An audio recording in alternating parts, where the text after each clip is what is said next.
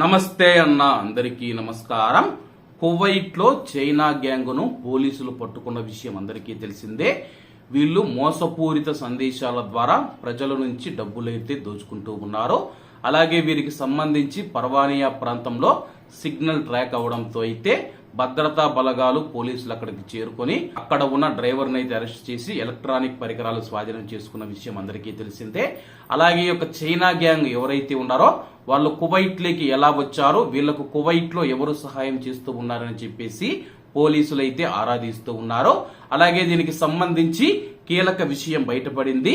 Cyber crime అధికారులు ఎవరైతే ఉన్నారో ఒక కువైటీ వ్యాపారి మరియు అతని యొక్క ఈజిప్టియన్ భాగస్వామ్యం మనం చూసుకుంటే కువైట్ విమానాశ్రయం నుంచి విదేశాలకు పారిపోయే ముందు అరెస్ట్ చేయడం జరిగింది. అలాగే వీరు 100 దినార్లకు సైబర్ మోసం చేయడంలో ప్రత్యేకత కలిగిన చైనీస్ ముఠాకు వ్యాపార వీసాను విక్రయించడం జరిగింది.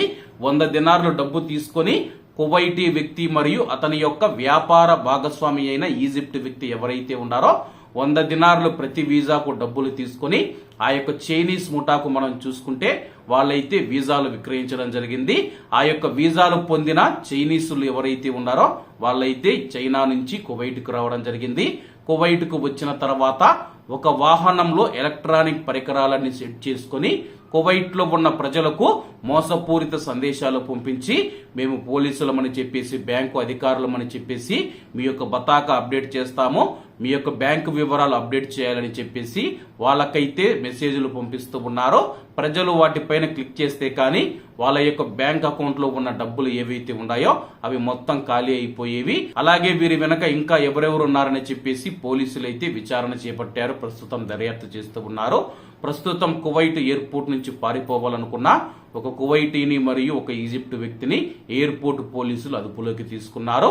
కాబట్టి అందరూ బాగుండాలి, అందులో మనం ఉండాలి. అందరికీ నమస్తే అన్న, జై హింద్.